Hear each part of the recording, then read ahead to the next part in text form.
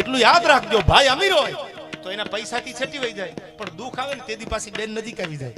કેટલા ઇતિહાસ એવા છે, એવું કરવા બેવું તો હવાર પડી જાય કે દીકરીઓએ પોતાની બેને પોતાના ભાઈને અને પરિવારને પ્રેમ કર્યો છે. હજી પરિવાર ડિસિઝન લે એ પહેલા તો દીકરી બોલી ગઈ મારા બાપનો વશ જાય એ પહેલા મારું ખોળિયું ખાલી કરી દો, દુનિયા મારા બાપની સામે લાંબી આંગળી ન કરે. આવા એક ને અનેક દાખલા છે. ત્યારે મને બેન માટે યાદ આવે છે આ છંદ.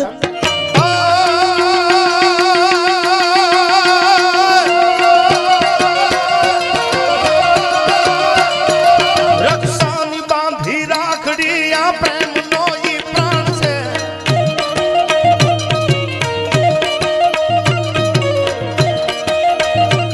રક્ષાની બાંધી રાખડી આ પ્રેમનો ઈ પ્રાણ છે.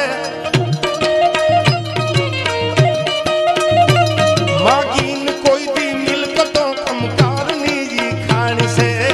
તેથી તો મને લાઈવ પૂછું, લાઈવ માં મેં જવાબ આપેલો, એ અહીં ફરીથી આપી દઉં. અમારા કલાકારો ઉપર હું મારું બોલું છું, એટલે મારું બાકી બધાયનું સાંભળ્યા જેવી વાત છે આ. અમારા ઉપર સાહેબ અહીં બેઠેલા બધાને કહી દઉં, લાઈવ જોતા હોય ને, અમારા ઉપર કોઈ દી 1 રૂપિયો ઉડ્યો નથી, કોઈ દિવસ મારા ઉપર ઘોળ થયો નથી. આ મેં તેથી જવાબ આપ્યો હતો ને આજે આપું. સાંભળજો, 1 રૂપિયો પટેલોએ કોઈ દી ઉડાડ્યો નથી, માલધારીઓએ કોઈ દી ઉડાડ્યો નથી ક્યાંય પણ. કલાકાર ઉપર એ પણ હું ગેરંટી આપું, મારા ઉપર કોઈ દિવસ 1 રૂપિયો ઘોળ થયો નથી, ઉડ્યો નથી. જવાબ સાંભળજો, જો મારા ઉપર જ આ બધા રૂપિયા ઉડાડતા હોય વિક્રમભાઈ, તો કાલે હું ક્યાં હોટલમાં, રોડ ઉપર, બસ સ્ટેન્ડે, ફલાણે ઢીકડે પ્રસંગમાં ભેગો થાઉં અને કોઈ દી હળી કરી એટલે આ તો ઓલા કવિ, ઓલો ગઢવી, રાજભા થોડી છૂટા લઈએ, છૂટા આ તો કલાકાર છે એવું ભાડ્યું તમે કોઈ દી? જો મારા ઉપર જ ઉડતા હોય તો જોયા ભેળો ઉડાડવા માંડવા જોઈએ ને, જ્યાં ભેળો થાવ. 21 તારીખ વાતના હળંગ નીકળી ગયા છે, અને 21 તારીખ વાતના હળંગ નીકળી ગયા. અમારે છોકરા છે નાના નાના, સરસ મજાના, ઘેરે જાય પગ પકડી લે, 18 મહિનાની દીકરી હોય, પપ્પા પપ્પા પપ્પા, બાપુજી જે કંઈ કહેતા હોય, પિતાશ્રી. આપણે પિતાશ્રીનું ચાલુ કરી નહીં, પિતાશ્રી 10 રૂપિયા આપો. કેવું લાગશે?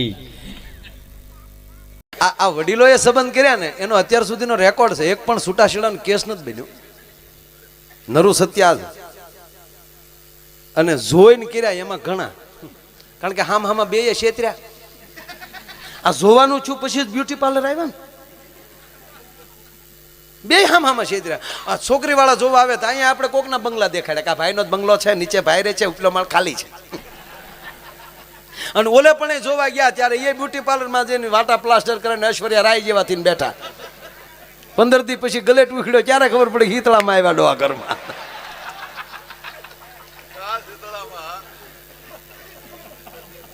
બહુ સરસ, બહુ સરસ.